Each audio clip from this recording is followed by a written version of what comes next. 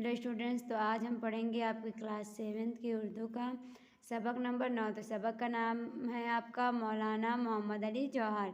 देखिए जौहर पे इस तरह का निशान लगा हुआ है। ये क्यों लगा हुआ? क्योंकि ये आपका जो है तखल्लुस का निशान होता है।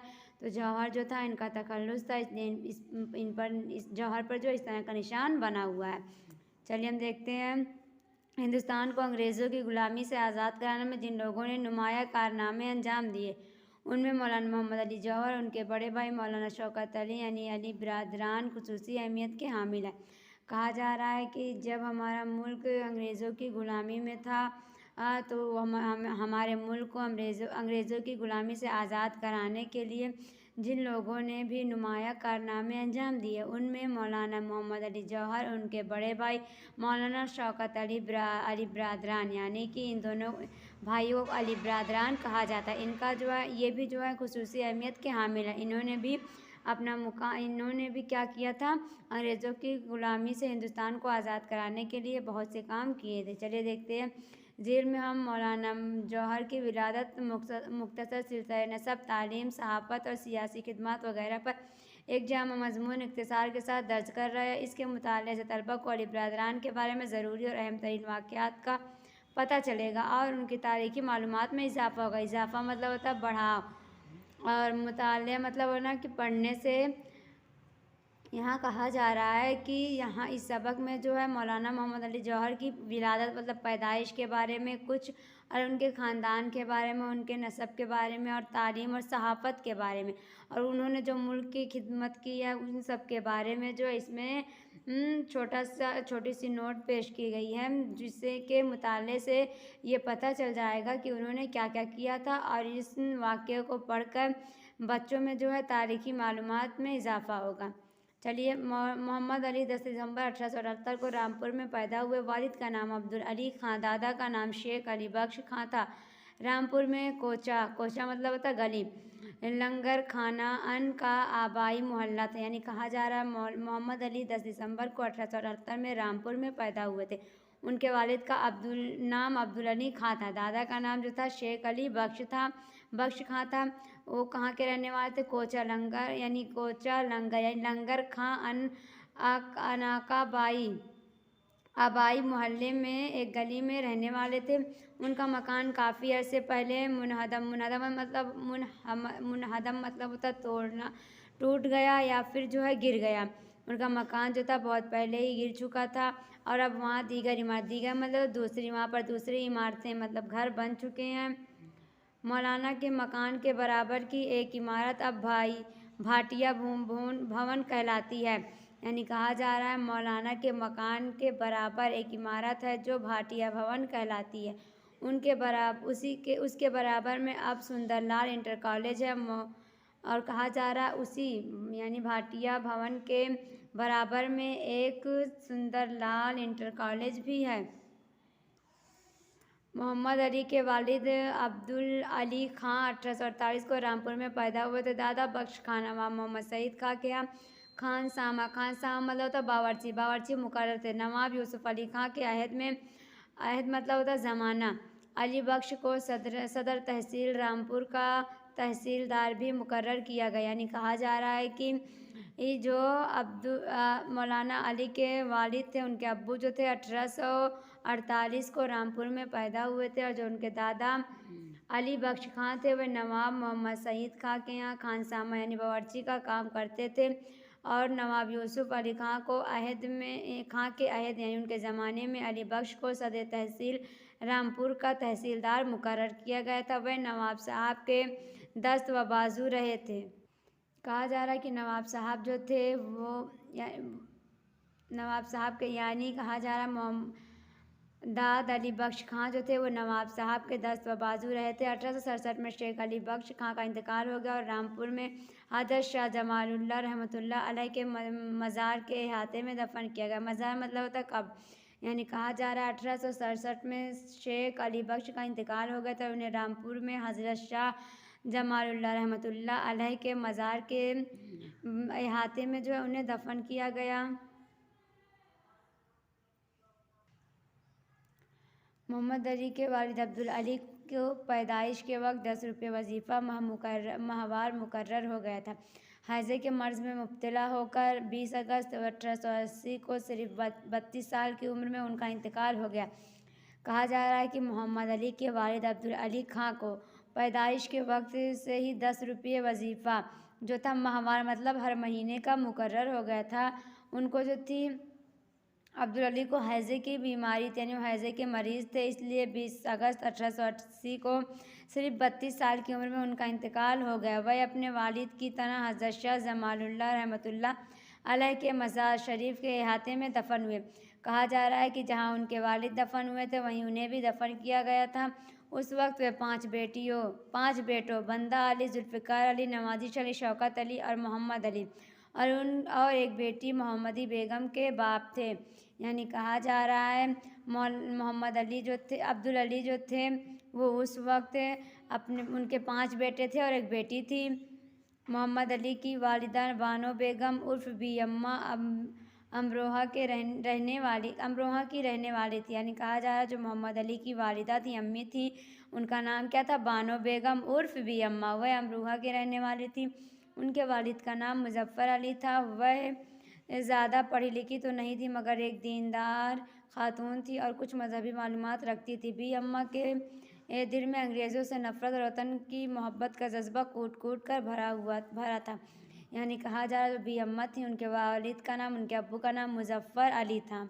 यानी मोहम्मद अली के जो नाना थे उनका नाम मुजफ्फ़र अली था। और जो उनकी अम्मा थी बी अम्मा थी यानी उनकी अम्मी जो थी मोहम्मद अली की, वह ज़्यादा पढ़ी लिखी नहीं थी मगर एक दीनदार खातून थी और कुछ मजहबी मालूमात रखती थी। बी अम्मा के दिल में जो था अंग्रेज़ों से नफ़रत का जज्बा और वतन से मोहब्बत का जज्बा जो था कूट कूट कर भरा हुआ था, क्योंकि उनके बाप दादा ने 1857 में जंग आज़ादी में हिस्सा लेकर अंग्रेज़ों के मुजालिम बर्दाश्त किए थे। जुल्म का यहाँ पे आपको जमा दिया हुआ मुजालिम। यानी कहा जा रहा है कि बी अम्मा के बाप दादा ने जो था 1800 यानी उनके दादा और अब्बू ने 1857 की जंग आज़ादी में हिस्सा लिया था और उन्होंने अंग्रेज़ों ने जो उन पर जुल्म किया था उनको उन्होंने बर्दाश्त किया था, सहा था। अब्दुल अली खां के इंतकाल के वक्त मोहम्मद अली की उम्र 2 साल से भी कम थी। अब घर का सारा बोझ बी अम्मा के कांधों पर आ पड़ा था। यानी कहा जा रहा है कि जब अब्दुल अली का इंतकाल हुआ था तो मोहम्मद अली की उम्र 2 साल से भी कम थी और उन घर का सारा जो बोझ था वो बी अम्मा के कांधों पर आ गया था। मोहम्मद अली की इब्तिदाई मतलब तो उनकी शुरुआत की तालीम रामपुर में ही हुई। मजहबी तालीम वालिदा की ज़ेर साया पाई और जो मज़हब के बारे में उन्होंने तालीम हासिल की थी वह उन्होंने अपनी अम्मा से यानी अपनी बी अम्मा से यानी अपनी वालिदा से हासिल की थी। उन्होंने कुछ दिनों हामिद स्कूल रामपुर में भी तालीम हासिल की और कहा जा रहा उन्होंने कुछ दिनों तक हामिद स्कूल रामपुर में भी तालीम यानी वह कुछ दिन तक वहाँ भी पढ़े। उसके बाद बी अम्मा ने मोहम्मद अली को मज़ीद तालीम के लिए बरेली भेज दिया। उसके बाद उनकी अम्मी यानी उनकी वालिदा बी अम्मा जो होती हैं उन्हें मज़ीद ज़्यादा तालीम के लिए जो है बरेली भेज देती हैं। 2 साल वहाँ ज़ेर तालीम रहकर 1890 में अलीगढ़ में मोहम्मदिया इंग्लोर और ओरिएंटल कॉलेज जो अब मुस्लिम यूनिवर्सिटी है में दाखिल हुई। यानी कहा जा रहा है उसके बाद वे 2 साल वहाँ रहते हैं। उसके बाद 1890 में अलीगढ़ में मोहम्मदिया इंग्लो ओरिएंटल कॉलेज में जो है जो मुस्लिम यूनिवर्सिटी है अब वहाँ पे वो दाखिला लेते हैं, जहाँ उनके बड़े भाई जुल्फ़िकार अली खां गौहर पहले से ही तालीम हासिल कर रहे थे। उनके साथ ही बड़े भाई शौकत अली और नवाज़िश अली ने भी दाखिला लिया। यानी कहा जा रहा है कि जब वे वहाँ पर दाखिला लेते हैं मौलाना मोहम्मद अली, तो वहाँ पे पहले से ही उनके बड़े भाई जुल्फ़िकार अली गौहर जो होते हैं वो तालीम हासिल कर रहे होते हैं। उनके साथ साथ ही छोटे जो 2 भाई होते हैं शौकत अली और नवाज़िश अली, वो भी दाखिला लेते हैं। 1898 में अलीगढ़ की मज़कूरा कॉलेज से BA किया। उसके बाद मोहम्मद अली जो होते हैं वो 1898 में अलीगढ़ से BA का इम्तिहान पास करते हैं। मोहम्मद अली के बड़े भाई बंदा अली बचपन ही में इंतकाल कर गए थे। नवाज़िश अली की वफ़ात भी 13-14 साल की उम्र में हो गई थी। यानी कहा जा रहा है जो मोहम्मद अली के बड़े भाई थे बंदा अली, उनका इंतकाल बचपन में हो गया था और उनके एक भाई नवाज़िश अली की वफ़ात भी 13-14 साल की उम्र में हो गई थी। आगे चलकर शौकत अली और मोहम्मद अली ने आलमी शोहरत पे अली बिरादरान के नाम से मशहूर हुए। यानी कहा जा रहा है कि आगे चलकर शौकत अली और मोहम्मद अली ने जो है आलमी शोहरत हासिल किया, यानी इल्म हासिल किया। उसके बाद वे अली बिरादरान के नाम से मशहूर हुए।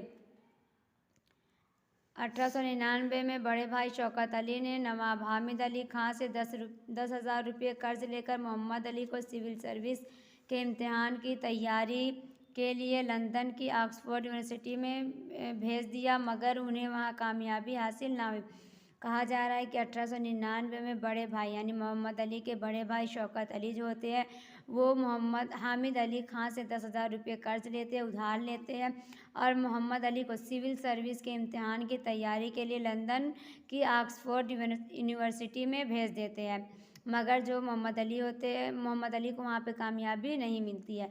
वहाँ से 1901 में वह रामपुर आ गए और इंस्पेक्टर ऑफ स्कॉल्स मुकर्रर किए गए। कहा जा रहा है कि वो 1901 में वह रामपुर आ जाते हैं और इंस्पेक्टर ऑफ स्कॉल्स मुकर्रर किए जाते हैं। 1902 में दोबारा लंदन गए और ऑक्सफोर्ड यूनिवर्सिटी से तारीख में ऑनर्स का इम्तिहान पास किया। उसके बाद क्या होता है, वो 1902 में लंदन जाते हैं दोबारा और ऑक्सफोर्ड यूनिवर्सिटी से, जहाँ पर वह सिविल सर्विस का इम्तिहान के लिए गए होते हैं, वहीं से उन्हें वो जो क्या करते हैं तारीख में ऑनर्स का इम्तिहान पास करते हैं। उन्हें तारीख और अंग्रेज़ी में गैर मामूली महारत हासिल, यानी कहा जा रहा है उन्हें तारीख और अंग्रेज़ी में गैर मामूली यानी थोड़ी बहुत जो थी महारत हासिल थी, और अंग्रेज़ हुक्मरान भी उनकी अंग्रेज़ी ज़बान की महारत पर रश्क करते थे। उन्हें अंग्रेज़ी ज़बान पर जो थी महारत हासिल थी, इसलिए क्या था जो अंग्रेज़ लोग थे वह उन पर रश्क करना मतलब होता है यानी कि उन्हें इस बात पर हैरत थी, ताज्जुब था, रश्क करते थे, ताज्जुब करते थे, हैरत करते थे और ताज्जुब करते थे कि ये शख्स हिंदुस्तानी होकर हमारी ज़बान में हमसे कहीं ज़्यादा महारत कैसे रख सकता है। यानी कहा जा रहा है कि उन्हें जो था अंग्रेज़ी में महारत, अंग्रेज़ी और तारीख में जो था महारत हासिल थी गैर मामूली, लेकिन इसी बात से जो था अंग्रेज़ उन पर रश्क करते थे, ताज्जुब करते थे, हैरत करते थे कि ये शख्स जो है हिंदुस्तानी है, फिर भी हमारी ज़बान हमसे कहीं ज़्यादा जानता महारत रखता है, यानी हमसे कहीं ज़्यादा जानता है, उसमें कमाल रखता है। उसी साल उनकी शादी चचाजाद बहन अमजद बानो से हुई और फिर उसी साल उनकी शादी जो होती है मोहम्मद अली की वह उनकी चचाजाद बहन अमजदी बानो से होती है। बच्चों आज की वीडियो में बस इतना ही। अगली वीडियो में आपको जो बचा हुआ सबक है वो पढ़ाया जाएगा। तब तक आप इसे पढ़िए और समझिए।